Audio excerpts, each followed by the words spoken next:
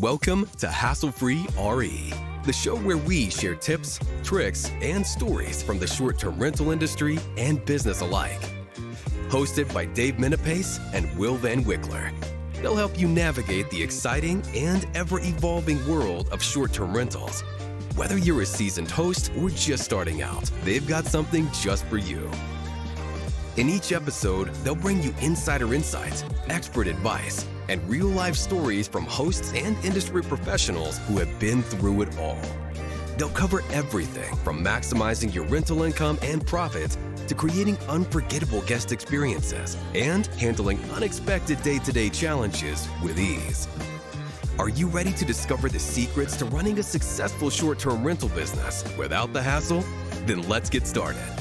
This is Hassle-Free RE.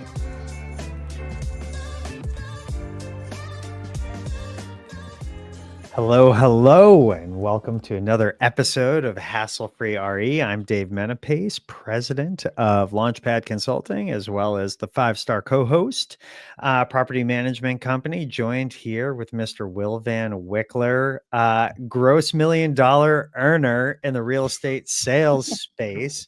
2024 was a vibe for you, man. How's it going? What are you up to? Doing great, man. Oh, just getting back in the swing of things. For a while, I didn't know what day it was. It was a little weird, but back in the office, man. What about you? Yeah, dude, we're finally settled in the new house. I have not quite set up the office. I won't show everyone the rest of this room, but it's good. It's a more opulent space, and it's been really fun hosting people and having just like in my own dedicated space to really get after it this year. Like we have some huge and really exciting goals I'm really enthusiastic about, and it's been fun just like getting after it, right? So we're off to a great start. There's snow on the ground. I like when there's snow on the ground because it means people are skiing up north and they're not forgetting that there's skiing available to them up north, all those good things. Right. And I've been seeing you knocking out some houses, building some houses. What do you got on the project side? Yeah, we're wrapping up one in Bethel right now. So that's like a really cool small house project we're doing. And then we just broke ground on a lakefront home in Norway. And then we're picking up a building permit today to do 2 condos in Old Orchard Beach. So pretty good pipeline of, short-term rental build to suit projects, which is really exciting. I love it. And there's this company, the 5-star co-host, that also manages an Old Orchard Beach. So in case anyone buys any of those, or We when got a people do, turnkey product ready to rent, and yeah, it's a blast, man. It's fun, stepping outside of your day to day. Yeah, I love it. Well, I'm really, really excited about the guest that we have on. His name is Lucas Piper, and Lucas and I met at a short-term rental conference in June down in Austin.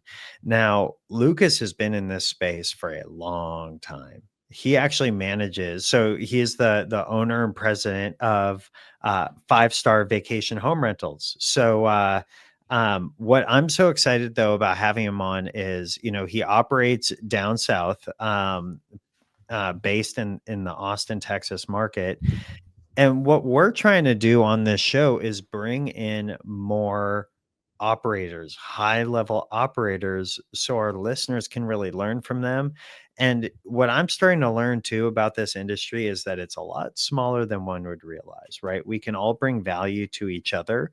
And being on a platform like this allows you to make connections that otherwise you might not have. And I'm so excited to hear Lucas's story from before short-term rentals and bring it all the way up to present and everything he's learned along the way. Especially in a market like Austin, which isn't what you would consider like a blue chip vacation rental market. I mean, I love going to Austin. It's a super cool city, but I wouldn't have thought, hey, there's a property manager, a locally owned boutique property manager that has this many units and is operating at this big of a scale. So yeah, can't wait to get him on here. Awesome. Well, without further ado, let's bring him on board. Lucas, what's up? What's up, guys? Happy New Year. Happy to be here. Thanks for having me, Will and Dave.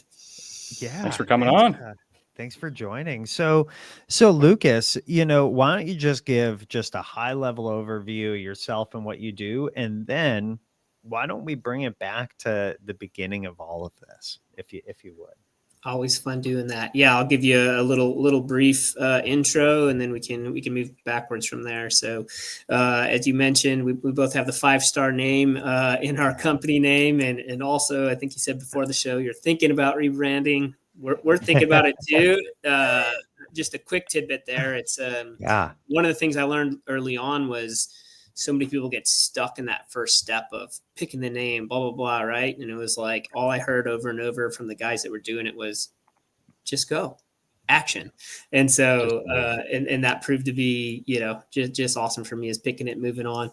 And so it's been great growth here down in Austin. We're in kind of central Texas area. So from Austin to San Antonio, and then out west into the Texas Hill Country, which is a really pretty area of Texas that a lot of people don't know about, vineyards and lakes and that kind of stuff. And we have just over 30 properties under management. We have 6 more signed that we're kind of furnishing and we'll be launching into February.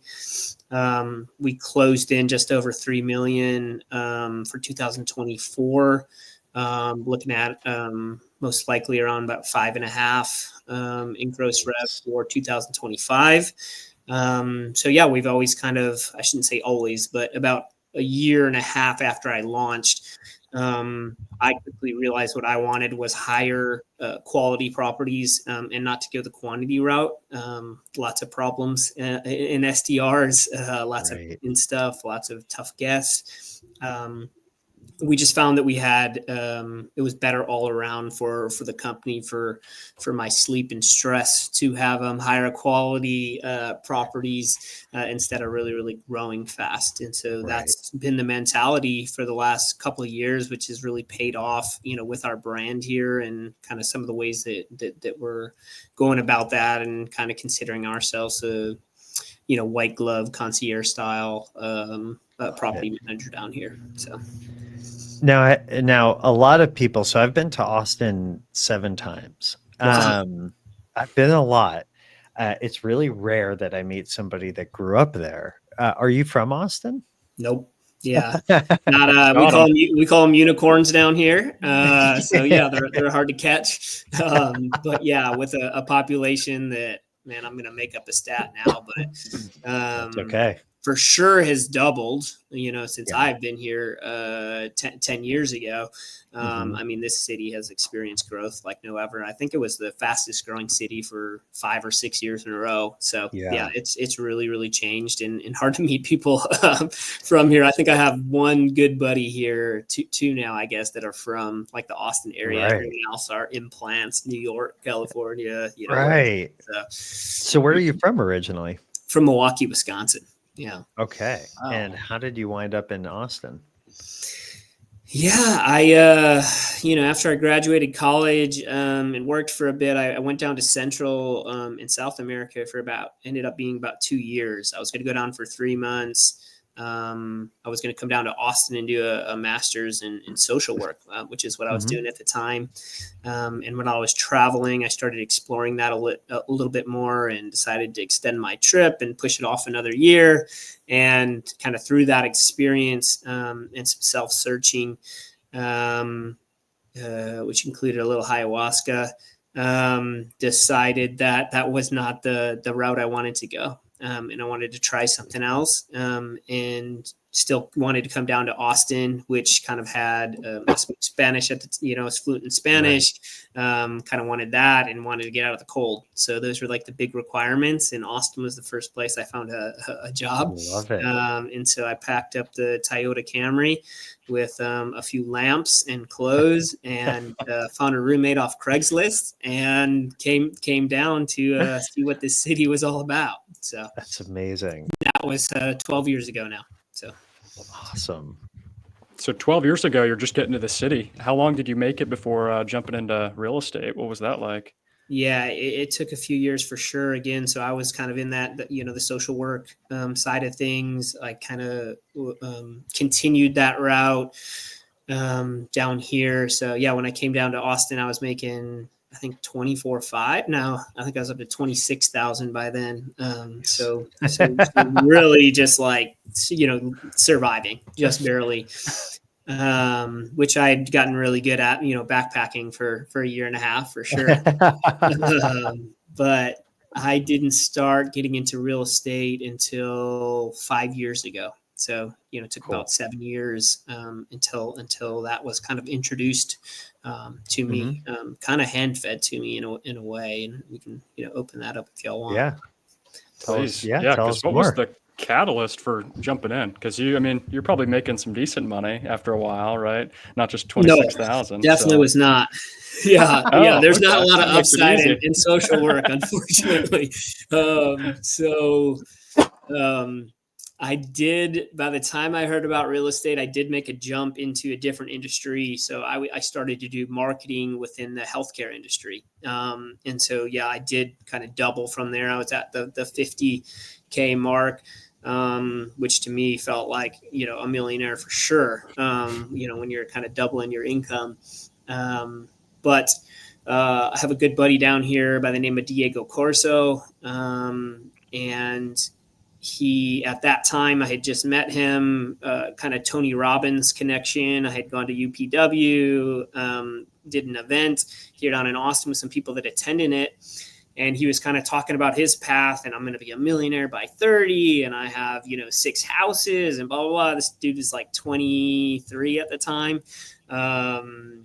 Still not a U.S. citizen. So he had to kind of go the real estate route because he needed to make his own business. Couldn't all sorts of cool stuff. So anyways, through that process, he brought me to an event. So I shouldn't say he brought me, he offered me an opportunity to volunteer at an event for a networking group called GoBundance. GoBundance has come full circle for me. So we can get back to that and where that's at in my life now. But I went to an event. I had no idea what it was. It was a weird name, and walked into the room, and essentially I gave up 4 days while I was still working and was trying to balance working and being there all day long, just serving the guys that were at this event for the weekend in Austin. So I think it was 45 guys, all, millionaire net worth requirement is GoBundance at the time. That was the net worth requirement. And that was my first ever, it was, my life changed in that moment. And was that 5 years ago, 6 years ago? That was that was probably 6.5, 7 years ago. So that was the only other experience I'd had with wealth was just bartending, in country clubs. It's serving and bartending in country clubs since I was 12. I was a busboy and then served and then was a waiter. And I didn't have a great experience with it. And then I came from a family that kind of talked about money is kind of an evil thing. My family was very left or liberals, and so it was if you had money, you're a conservative and you're bad. That was the essence of it. And so I walked into this room, and there's 40, 50 millionaires. They're all great dudes and really nice and humble. And then they're talking about being full life millionaires. So how can we do this in every aspect of our life? How can we be healthy? How can we be great dads and great partners? How can we give back to people? How can we, have an incredible adventure in our lives? And so they have all these pillars, and it was wow, this is cool. The world told me a lie, which is you can't have it all. That was the lie. And at that moment, I realized you truly can. You can have this full spectrum of life, and you can be rich, wealthy, whatever word you want to use, and you can still be a good person. And so that really was the start of this journey for me, which included joining a mastermind called March to a Million with Rock Thomas, and doing all this other stuff, reading all the books, Think and Grow Rich and Mind of a Millionaire. And all of that, it was just this little tweak. I'm a stubborn dude. So it took a while for that stuff to start actually getting within my subconscious mind. Mhm. But that was kind of the intro to all of those groups. And then so with Diego, he was like, let's start looking for homes for you, right? You're making the big bucks now. You're making 50K. Like, let's get you into a home in Austin, Texas. And he was a house hacker. So that's how he had whatever 5 or 6 houses by 24. I was just about to turn 30. I didn't want roommates. So I thought, well, how can I house hack without having roommates? And that's where this idea of Airbnb came from. So I was in that group with March of a Million. A lot of people are starting to do arbitrage. Airbnb was starting to kind of come up. And so I thought, well, why don't I love to travel. Why don't I buy this house, furnish it? Then anytime I get a booking, I'll go and travel. And so that was the start into the real estate. That is cool. Investing world for me. You're not the first person who's done that too. I've met people that have done that in Nashville, and they're like, cool, I got a week booking. I can work remotely. That's right. We're going to Florida, or we're going wherever. Yeah. Fascinating. So that was really kind of when you started thinking about short-term rentals. It sounds like it was with your own home, in a way that you could use your home as an asset. Exactly. Yep. Yeah, and the timing just worked out beautifully. I met a beautiful girl at the time, who now is my wife, and so I actually had an apartment to stay at every weekend if I needed it. And so it was not only then could I just do it once or twice a month, but I could do it whenever.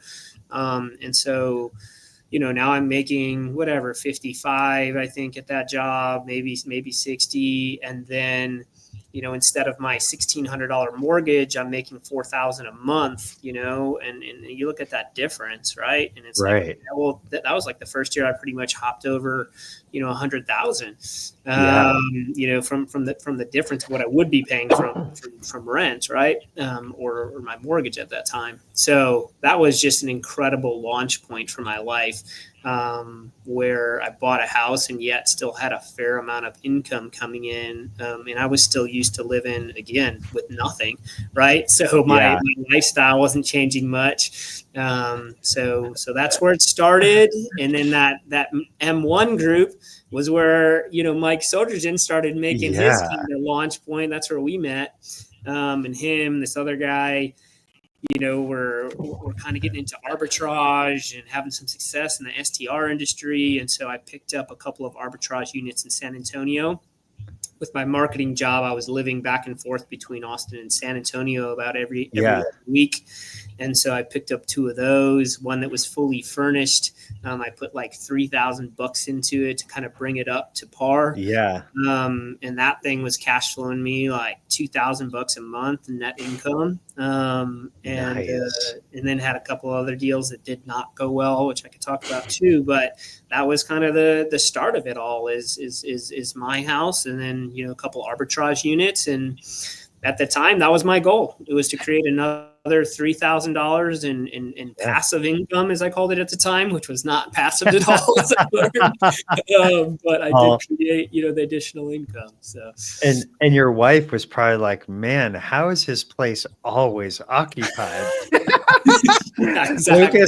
Lucas is the original revenue manager in the Austin market. Riding with 100% occupancy. That's hilarious, man. It's so funny too, man, because we still have that property, and that's been a huge lesson for me. And again, like that the first one that I talked about was like, get started, pick a name, don't get stuck on all those steps, right? But the second one is like, you don't always have to hit a home run first. Like, just figure out what your single is. And like, that was my single. But a really cool story with that one is, with that income, we started putting more money into that property. Putting more money into that property is then my, girlfriend moved in at the time, again, now wife. And so we ended up putting a pool and, having that for a while when we lived there. But then when we moved out, or when we'd still travel for weekends, we'd still rent it out, obviously much higher price point. We brought a graffiti artist in. We did his whole themed house, and so that's a property, now that pulls in $10,000 a month. And guess what? Our mortgage is still $1,650. And so, No, it's talk amazing. about a single moving into a home run. I mean, that thing alone, right? Like that property creates more income that I used to get from a full year of my W-2. So that's a pretty cool story about kind of just getting started. And again, Airbnb shifted a lot since then, but still a beautiful kind of starter story. Amazing. Oh, I love that. So let's just hit on real quick. So like GoBundance had a level of impact. Yeah. I want to talk about M1 for a sec, and then maybe we can go into some of like the arbitrage stuff that didn't work out. But one of the reasons I spend so much money on really just at this point one mastermind that I'm in, and then I coach in another, but it's to meet people that'll give me ideas, and those ideas can create opportunities. And the best investments I've ever made in my life are in myself. They're not in a singular property. So what gave you the idea to join M1? What was the inspiration for that, and where did some of those connections lead you into? Yeah, great question, man. GoBundance was making. So I stuck with GoBundance in terms of volunteering for them. So every event I could go to, I'd have to fly myself out there, but then I would get to attend the event free, which really meant like picking up everyone's drinks and cleaning up after, and but I was still in the room, and I get to hear the speakers, and I got to hear some conversations, and I got to be around these guys. And so that continued throughout a few years. And obviously my net worth was about 25,000 when I met that group, and so I wasn't close to that $1 million net worth requirement. So I had to find something else, and then that's what M1 was at the time for me. Is it was called March to $1 Million, right? And so million, and Rock Thomas was associated with GoBundance, and so just kind of went in, and that was incredibly expensive for me at the time. I think it was $350, $400 a month, which was just like, wow, that was big money, Yeah. And quite a commitment. But that's where it all started changing, man. Again, a lot of the mindset stuff continued, seeing people just jumping into stuff and doing it and having success, Mike being one of them, and kind of being immersed in that. And then, had a Go pod. It was a pod at the time, where we'd meet every single week and hold each other accountable for our goals and what we had said we'd do the week before. And so that was like my first bit into that, of like the accountability side of things. So yeah, man, that was quite a launch point for me of being kind of involved in that. And again, seeing some of these guys then that were just like rising up pretty darn quickly, through the ranks and leaving their jobs and all that fun stuff. So very cool. I love it. Yeah. I knew Mike was part of M1. Maybe E was too. I can't remember, but I think he might've been. Yeah. It's like a few people from that world. So real quick, let's hit on, what kind of went sideways in any of your arbitrage deals, and how'd you bounce back from it? How'd you how'd you use whatever happened as a lesson? Yeah. So that first one I talked about pretty much went well the whole entire time. The cash on cash return for that one was like 18,000% or something. Putting $3,000 into it and having it for 4 years or whatever. So that's always funny with the arbitrage stuff, right? Is like it was such a blessing having that at a time with zero excess cash, of like, how can I get into this industry? Is like, that was a great spot, especially if you could find a furnished one, like I did. So that one went well. I picked up 2 of them in San Antonio that, man, I just got bullied into it, to be honest. I'd met an investor there, a developer and investor, and he built this unit, and numbers looked okay, and I was supposed to do a deal with some guys in M1 with him, or sorry, not with him. We were just going to arbitrage it again. So I was going to do the deal with them. And like a few days before, they were like, man, we don't like these numbers. Like rent's a little bit too high. Let's not do it. Right. I felt good about it still. But then I was like, okay, these guys have more experience. Maybe I should listen to their input. So then I went to him and I was like, hey man, I'm sorry. We're going to pull out of this deal. Nothing was signed yet. He had put like a couple of washer and dryers in for us, which was part of the agreement that we were going to have. So the guy flipped shit on me and was just like, you shook on it and I put this money into it. Like, you're doing this deal. And I'm like, I don't want to do the deal. And he's like, well, what's preventing you? And I'm like, well, these guys said they're not going to do it. He's like, okay, well then I'll be your business partner. Oh boy. I don't know if I still want to do it. And he's like, well, then what's your excuse? Because you're telling me that that's the only reason why. And, and so he kind of just was like, forced me into signing this contract with him as the business partner. So he's like the developer, but he has investors. So he's held accountable for some stuff, but then we signed it as like he paid for half of the furniture and I paid for half of it. So we both had half of rent, right? So interesting start. Didn't get better from there.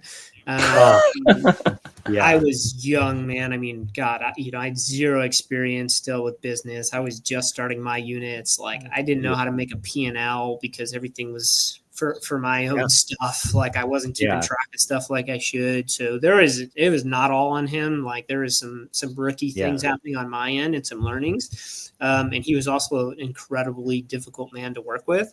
So it just got to a breaking point. Long story short, he didn't like the income that was coming in. He was getting pressed from his investors. So he said, well, hey, I saw a dog that came into the property a couple months ago. So as your landlord, I'm going to fine you for that. And if you don't pay it, I'm going to give you more fines every week. And like made up all these fines. And I owed him $2,500 for fines and stuff. And you're like, I'm out too. I put my middle finger up, but we still had bookings, right? And so it was like, I'll just keep plugging away and see what happens. I'm not going to pay this. He ended up like evicting me, but not wanting me to leave. So he started putting eviction signs on the doors when Airbnb guests would get there. That essentially said like, hey, your stuff isn't safe inside. Like everything's get taken. So I'd send the neighbor over. He'd take off the sign. We'd have another renter, and that happened for a few weeks. And then, eventually I got a moving truck. I drove up to San Antonio. I packed up half the shit without him knowing and drove back to Austin. His attorney called me and, I'm going to sue you and blah, blah, blah. And, I say it like that right now with my head and blah, blah, blah. But holy cow, at that time, I mean, I was shaking. I was scared. I was angry. I wasn't sleeping. I mean, a high amount of my net worth was tied up in these, just even in the furniture. We put like 28,000 into the house and furniture, like, so $15K on my side. And then I thought about like the legal ramifications of all of that. And, I had a couple of the GoBundance guys at the time that I called, and they're just like, well, first, congratulations. It's your first, this is like an honor. You're going to get sued at some time. It just means that you're doing, business and that's part of the game. And I'm like, okay, well, it doesn't feel like that. You're going to be fine. And, talked with the attorney, and it ended up like, the money was going to cost to hire him for this guy was the money we were fighting over.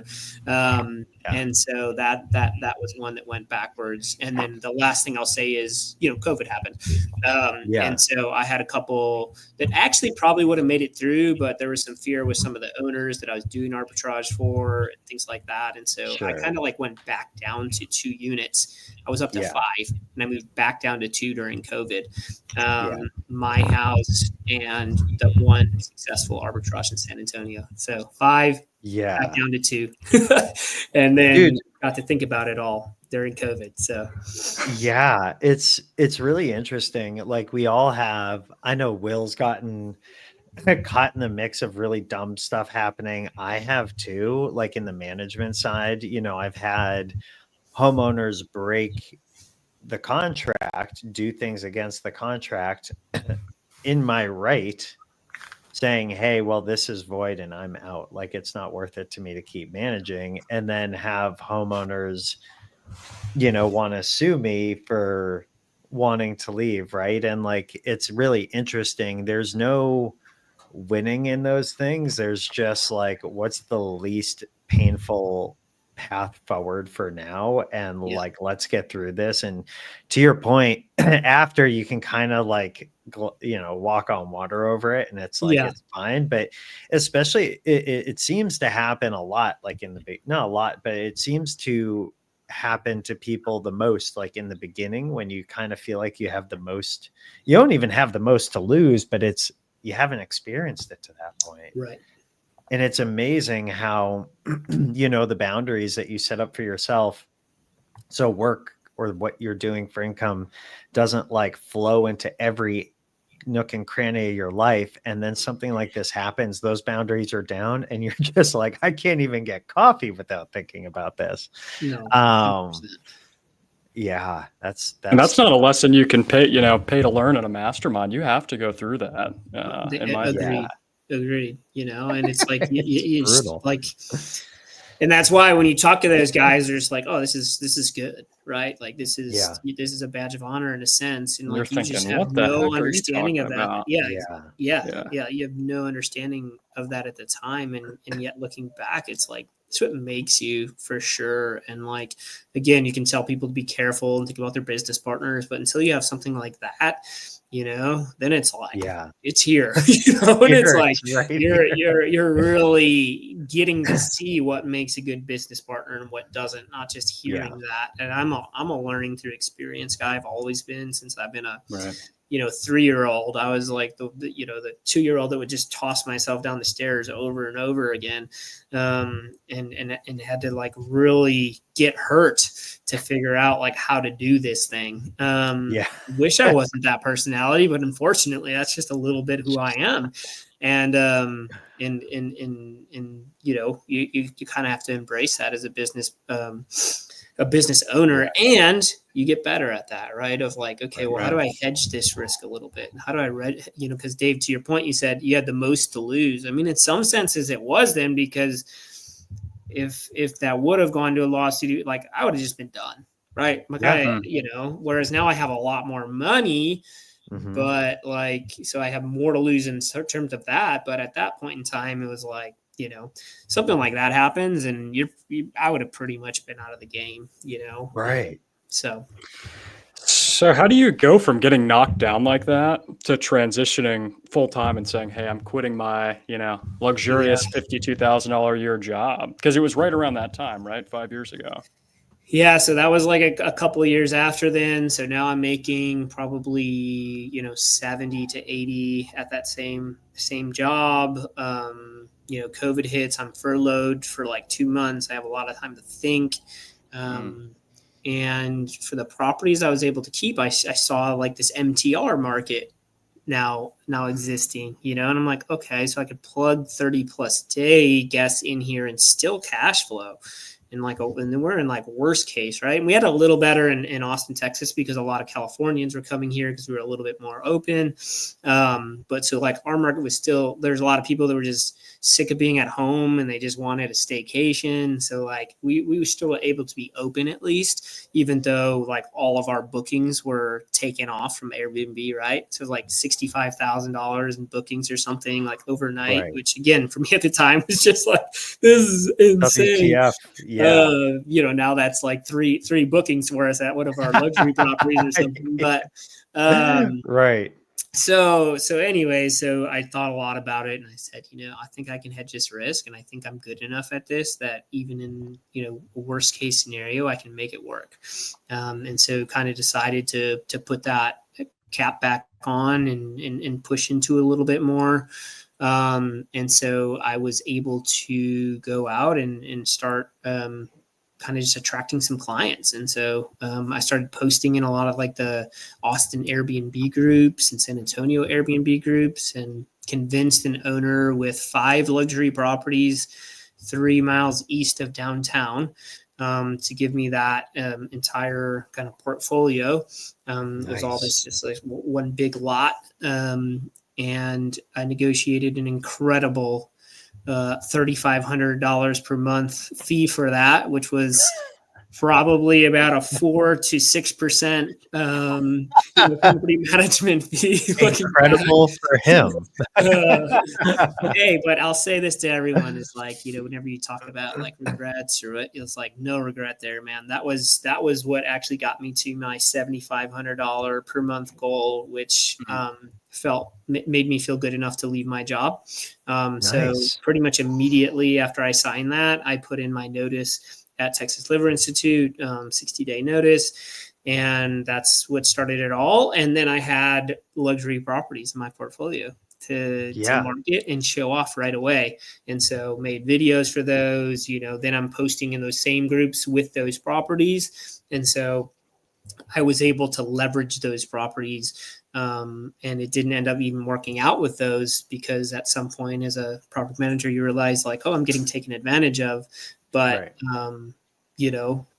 there was no question in my mind that was the right move at that time. And it got me to the next step. Yeah. So, yeah. Dude, I love that. I was wondering like what that click, like what clicked there. And I totally agree. Like there's some homes in some markets where I'm like, I can continue to build my brand around this and we'll do like 20% instead of 25 management fee, or, we'll work with the homeowner, especially if the home, like for us, I don't mind sharing this. Like for us, if a home can gross more than 200K a year, there's more flexibility in 100%. Like what can happen. Where if it's 50K a year, open for 5 months in the summer in Cape Cod, like at some point you lose money if you're not, and none of us are in the business of losing money. There is no business if you're losing money. So yeah, man. I mean, I just signed a similar deal because, not 4%, but a deal that, I signed for, I think 17.5 was the first property. And then every property they sign with me, it goes down until we hit 15. And that's because all of those properties, the first one we signed with them is going to do 450K this year.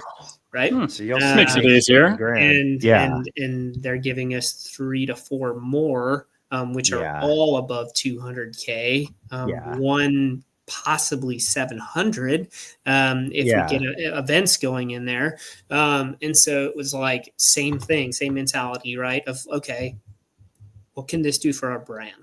Like, now we're in events all of a sudden. We might have a whole new event brand if we can do this well, right? And become the guy for that. So it was like sign it at a lower rate, get in there, and create a brand around that. So same thinking still of sometimes you just it's ego. If you can get the ego out of the way sometimes, which I don't know what I can talk with on the show, but started to get into more of like psychedelic therapy and things like that. So I was just in Sedona last week with a kind of a mushroom journey, and every single time it just strips a little bit more of your ego away. And I realized there, I was like, I don't care about the 5-star name. Like if there's another brand out there, perfect. Like I don't know if I have to be the CEO. Maybe I'm not the right guy, right? Like it's just like this openness to whatever might be the best. And taking yourself out of that a little bit, and realizing it doesn't have to be this like, well, I'm 20%. Why? Well, because that's what I said it is, and it's like, well, there might be an opportunity for more without that. Right. Right. There's beauty there. I love that you said leverage too, right? Like that's what I see all great 100%. Entrepreneurs is they took the first opportunity and they ran with it, right? You could have had the ego and said, hey, it's 25% only. Hey, $3,500 a month, but you ran with it. It was marketing. And to your point, exactly. Marketing leverage. Like it's like, okay, well, can you use that for your own good at that point, right? Can this still work for the two parties? So, there's pros and cons to every relationship, right? That's right. Yeah. The other thing I love that you said is, as business owners, as leaders, you can kind of gauge how well we're doing as a leader by how we make decisions. and what the drivers of those decisions are and how quickly and promptly we can make those decisions. And what's really interesting, though, is a decision is always based on assumptions, and taking time and making space to think about what assumptions you make generally in a day that feed into your decision, and testing those assumptions or breaking those assumptions away and say, what if I did something 180 degrees different?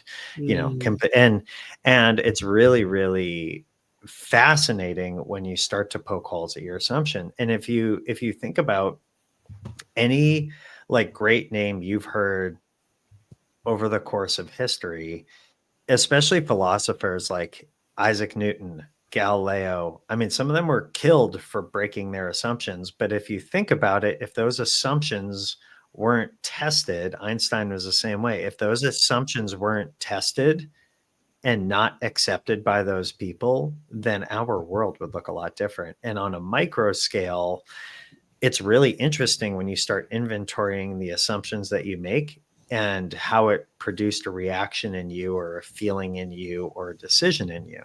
And it's always good to make space in the day or week or month to inventory the assumptions that we make. And by law, your decision making changes as you test that. It's really interesting. That's beautiful. Kind of some big ideas we're throwing around.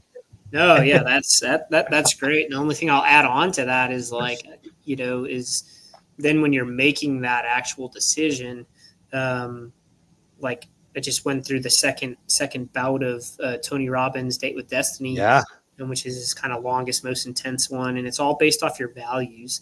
And so you just get like pounded in. I'm like, what is my values? What are my values? And then you list those, right? And then so now, those are so embedded in me that like when I make a decision, it can be based off my values.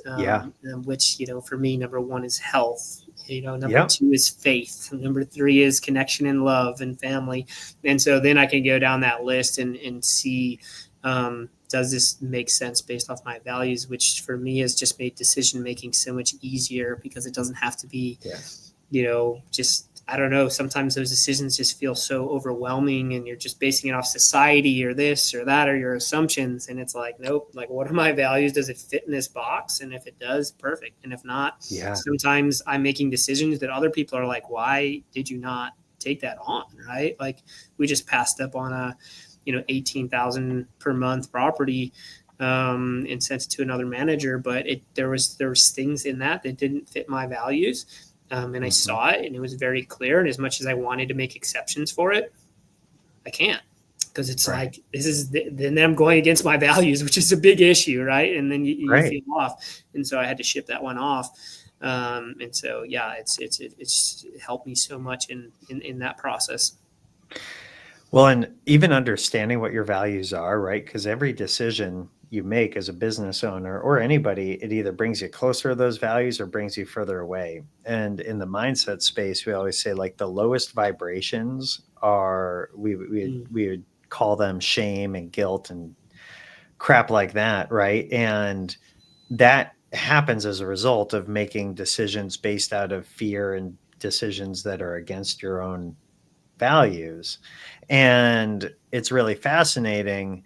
It's the idea and the attitude when making a decision that'll dictate how the outcome of that decision. And if you can sit in confidence when making a decision, you're not going to get scared shitless, right? We didn't know these things when we were younger and someone wants to sue our ass about something, right? But like there's all these really bad vibrational feelings happening. And so when you can sit in confidence and you know what your values are to that end, the decision-making process and the assumptions you make are a lot faster. And it's so interesting because like when I was younger, I never made space in my day. Like later today, I'm going to go sit in my hot tub for a half hour and think about this stuff. Like I was a human doing, not a human being. I've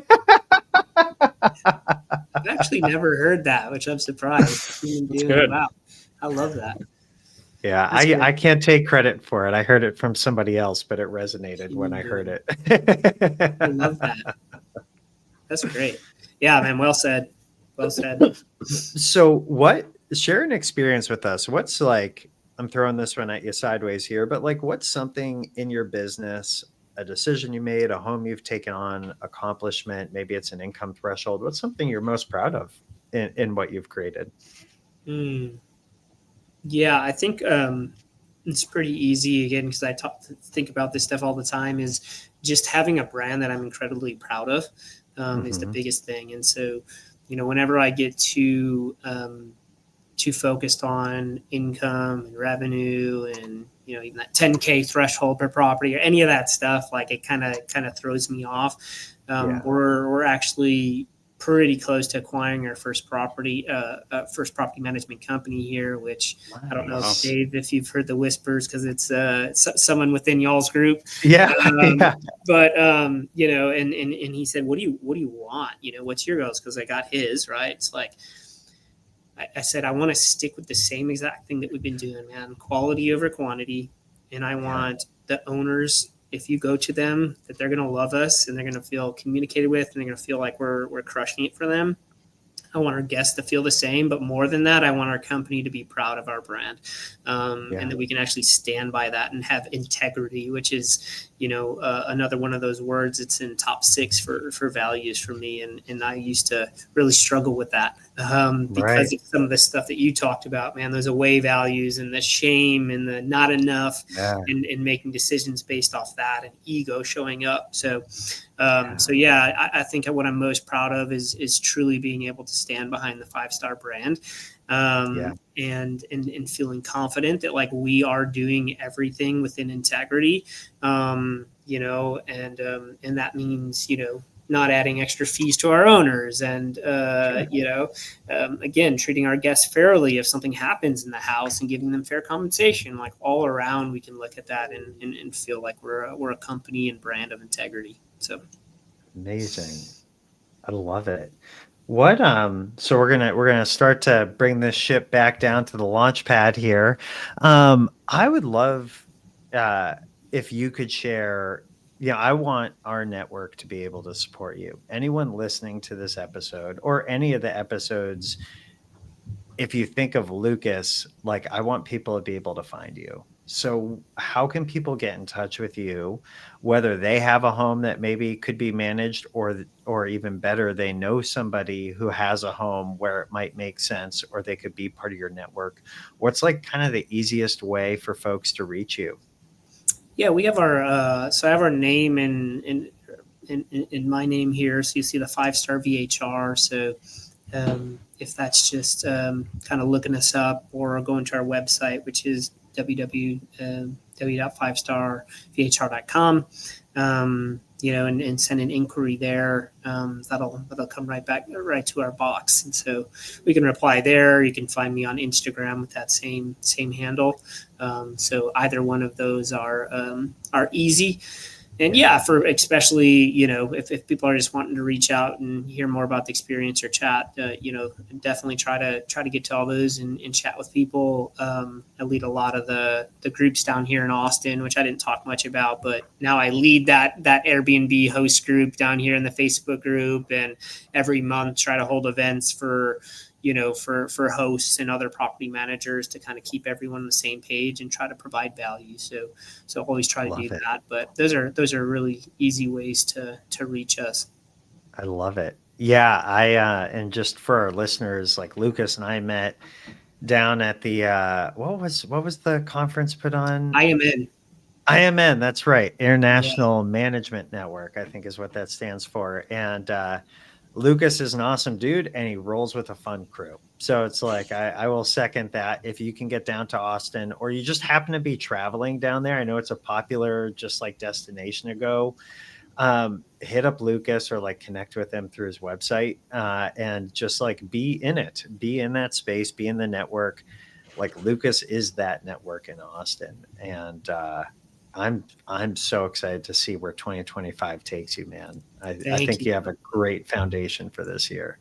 We're feeling definitely some good minutia, man. So we're excited for the year, and it's always scary at the beginning of the year, writing all those freaking lofty goals up there, and feeling like, how am I going to hit all this? But that's the beautiful thing about goal setting and being surrounded, in communities like you guys are in, and doing this kind of stuff is like, whenever you're not feeling that confidence, like you just keep getting kind of picked up, and things keep rolling, and it's a beautiful world of abundance, that we live in. So amazing. Well, you just set the goal high and leave some space for the miraculous to happen.